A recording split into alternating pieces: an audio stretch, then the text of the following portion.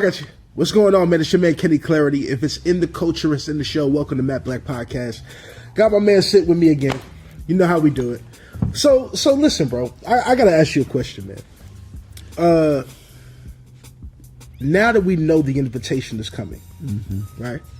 Talk about what the difference is between your last release, right, versus this process of what it was like to put the music together. Maybe the headspace, maybe creatively. Like, what can you tell us about this project that the average consumer, wouldn't know? Yeah. Well, first of all, this project was it snowballed. It became something that I didn't plan on it becoming. My thing was, who's still messing with a brother? I told you that the industry is very about the dough, about the platform.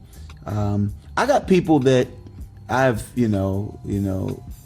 I wonder what favors can I call in, because I don't care how much you feel like you're cool with somebody. It feels like they're playing by industry rules and not the rules that when I came up, it was like, do you have the heart that I have? Then, I got features with people that, again, it's strictly on the relational. So I was coming to say, who's messing with me? And of course, a producer named Impacts. He had been sending me some music, and I just kept sitting because I was not motivated.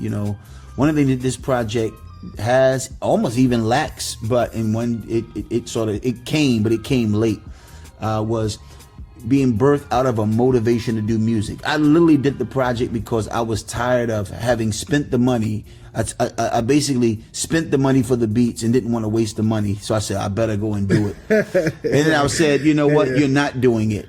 I better just book a plane ticket, because I bet if I pay another $1,000 or so to get down there and be in a hotel and work on it, I bet you I'll be motivated to write it.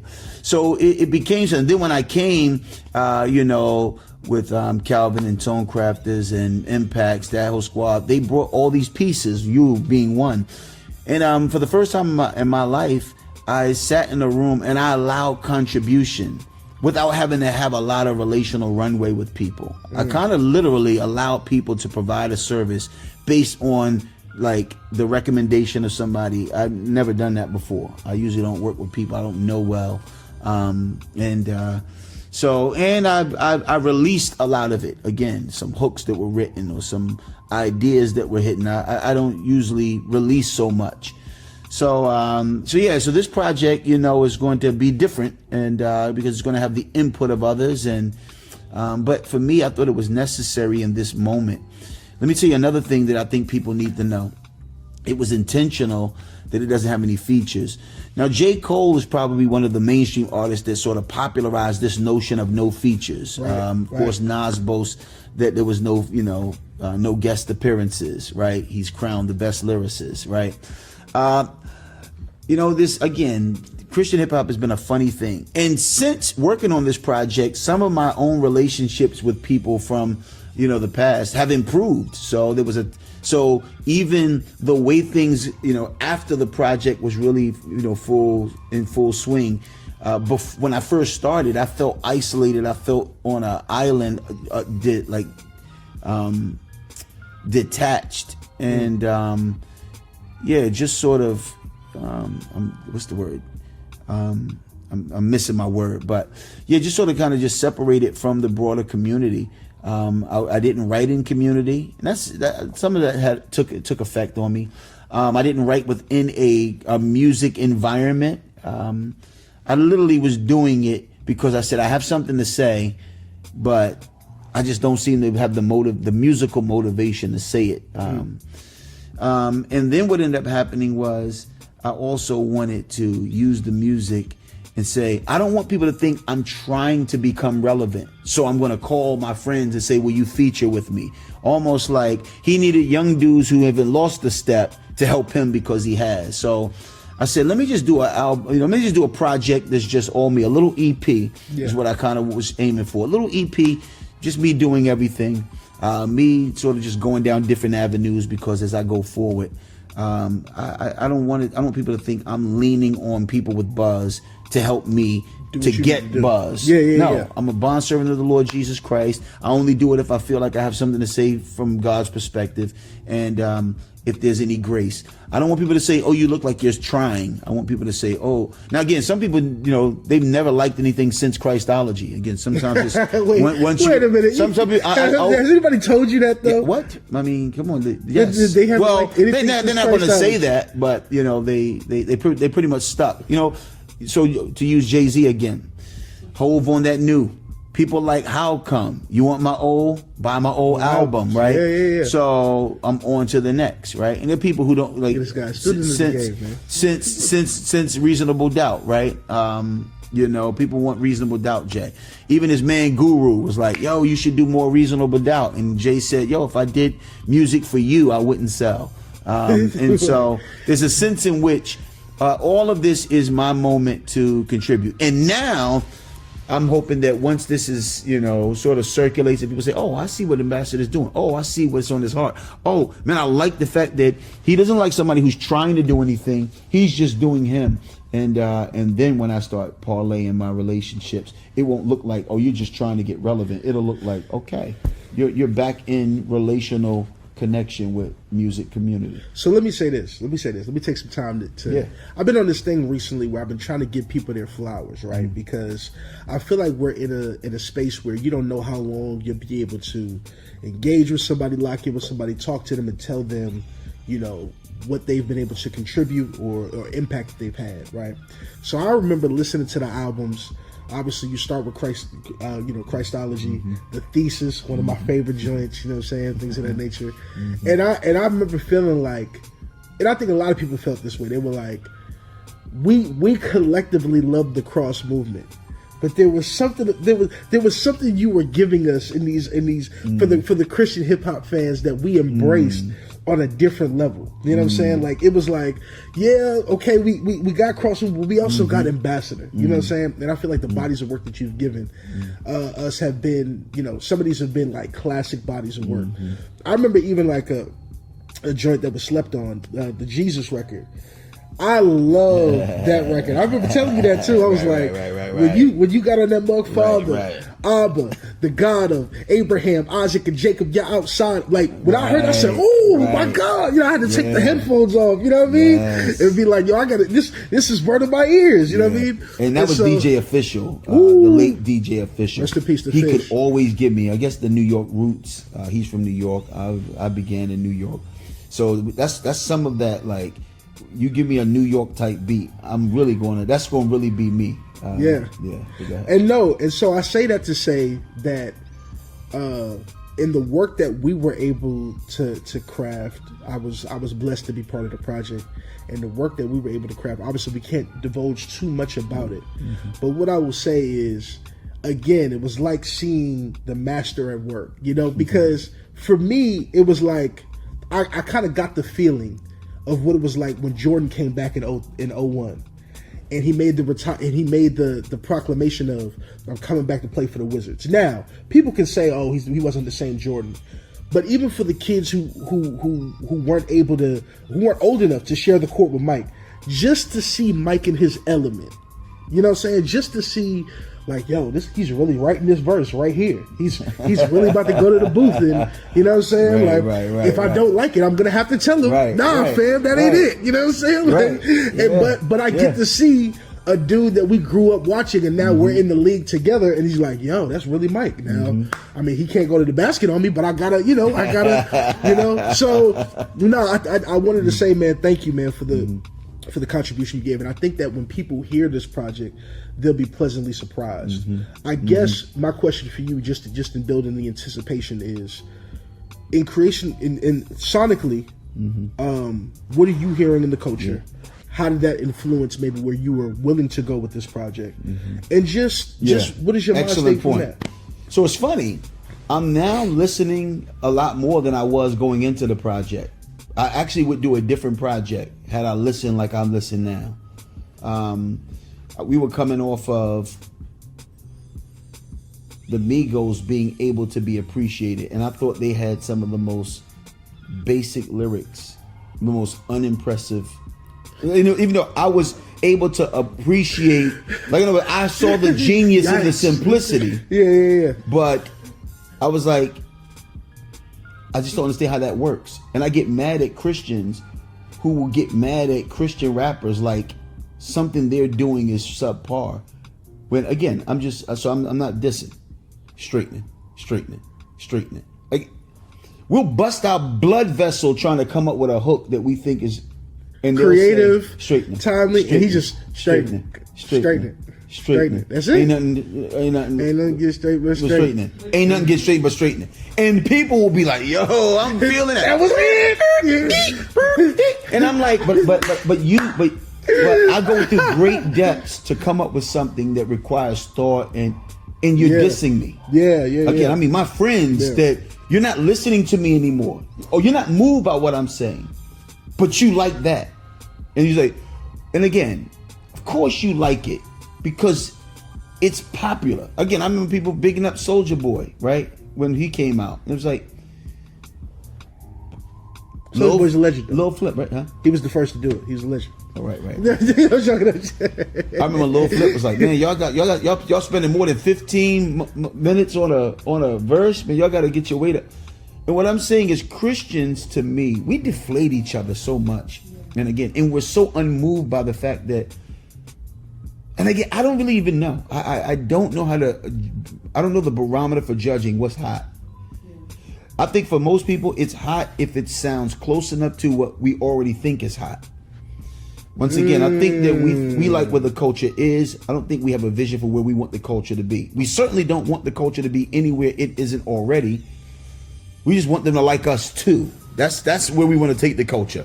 From being hot already to liking me too and saying I'm hot. That's where we want to take the culture. We don't want to change them. We don't want to change their sound. We don't want to change their content. We don't want them to be more Jesus in it. We don't even want to be Jesus in it. We want to be less Jesus in it. We don't want them to like bow the knee to Jesus. Nobody's going to say I don't want you to bow the knee to Jesus, but we're not going to announce that he's worthy for you to bow the knee to, right. And then model us with the knee bowed, because that looks too religious, and no, God knows you don't want to be too religious. So I don't know how to judge it. So for me, what I did was I actually had a more simplistic approach. So sonically, I accepted like the production of a dude who's not doing traditional ambassador. So many people may say that's why I don't like it. So, but to each his own, right? But then secondly, and again, there'll be people who just they want everything to be like Guru wants reasonable doubt. They want Christology. They want dusty samples and this, the other, right? But for others, like for me, I accepted the sound, that's more current. Again, drums that are not necessarily equated with East Coast, drum patterns, hi-hats all over the place, deep bass. Excuse me, the presence of like auto-tune, in certain key places. Psalmist Branch did make an appearance. Psalmist. Yeah. Oh yeah. I did hear that. Right. They're gonna see the psalmist. And but I think I want people to say, this dude is not afraid of anything. Ambassador is not afraid, and that's all I want to demonstrate. When you're really hip hop, you do you. When you're really hip hop, you do what you do. And when you're not dependent on like sales or affirmation, like human affirmation, you do you and you live with it. So right now I'm looking forward to demonstrating. I do it all, and I think people are gonna wild out and they're gonna say, "Oh, okay, I see what he's doing here." But really, I also so let's leverage Jay again. I've studied him a lot because I think he has a lot to examine. I guess when you look at his life. Jay said that 444 was very underproduced, right? Because of the message he wanted to get across. Though this is not underproduced. Again, I put the producer, the mixer and the masterer through like the labyrinth, the maze of the madness. And I heard you were quite difficult. Yeah, I was, and only because I'm just trying to not fall short in presenting what's being presented. And but the simplicity is so that the heartbeat can be readily heard. I literally would prefer people to say, your campaign is now in my heart now, than, yo, you killed it. So sometimes we talk about Jesus being the goal, right? So somebody will say, one guy got off from the pulpit and they said, what a great preacher. They said, and then when Spurgeon came out of the pulpit, they said, man, what a great God, right? And so preachers talk about, are you going to say what a great preacher, or are you going to say what a great God? Yeah. Are you going to say what you killed that verse, or are you going to say your campaign is now my campaign? Not because it's the sell, it's what seems to be moving the needle in terms of the whole genre is moving toward that. The content is, but I do hope that the heartbeat becomes the new heartbeat, because I'm vying for revival. I said, Lord, return or revival, because we can't, like, again, people are going through all this mental health stuff and all this stuff, and like dry bones. That's what it is. What we think is just mental health, some of it is spiritual oppression. Psalm 32, when I kept silent, my bones wasted away, dried up, right? I think we don't realize, it's almost like somebody who goes in the hospital and they say, oh, you're dehydrated, right? They were like, I had all this, I was this. Oh, no, you were dehydrated, right? And in your dehydration, then you, and we're parched. We're parched for that. So that's just the, so yeah. So sonically, I think it has a little more current sound.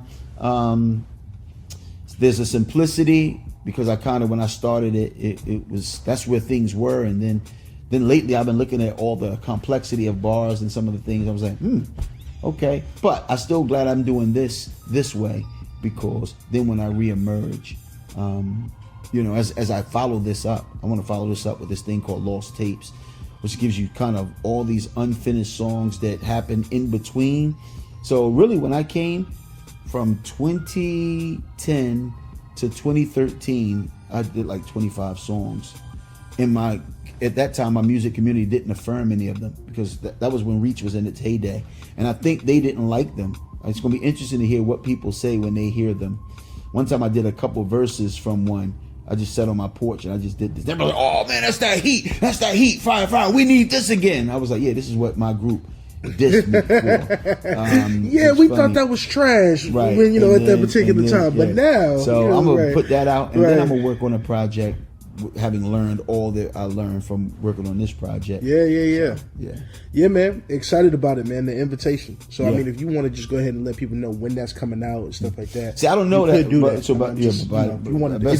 to, I mean, if I knew it, then I would. Okay. But what we're gonna do is we're gonna play it by ear, because we have to talk about the rollout. But like I said, so let me just say, let me give you some highlights. For sure. The invitation is my attempt to put on the map this concept I'm working on in my PhD called christurbanism. And christurbanism is my label to capture a demographic that socioculturally had a lot of their formation contributed to by hip-hop culture and the hip-hop generation. But theologically, they were inheritors of a very Christ-centered, Christ-exalting, like, theological tribe. When you put those two together, there was an urbanism that you couldn't help but to detect. I see hip-hop in it. But there was a Christocentrism that seemed like, oh, wait, usually the urban dude is not this Christ-centered. There's a guy by the name of Paul Washer, and he one time was in China telling people, I just left a conference where I was with some rappers at 2 a.m. and they were sitting and they were hungry, asking question after question about theology. Now, obviously, that was back when people's hunger was different. Where at 2 a.m., they wanted to talk to, at that time, any man who they thought had the goods in terms of theology worthy of a 2 a.m. conversation. That's what they wanted, right? Since then, a lot of people have said that's not what they want. That's not what they want. But what I'm saying is that's kind of like what I'm trying to see, that hip hop oriented. I'm not just talking about rap. I'm talking about the broader community of people who just have had some sort of influence. Listen, I do chapels at a school, and when I go to the school is primarily a Southern Baptist school. Often, most of the students are primarily white students, white college students, and when I come in, it's always trap music, Christian trap music. For the white college students? That's it.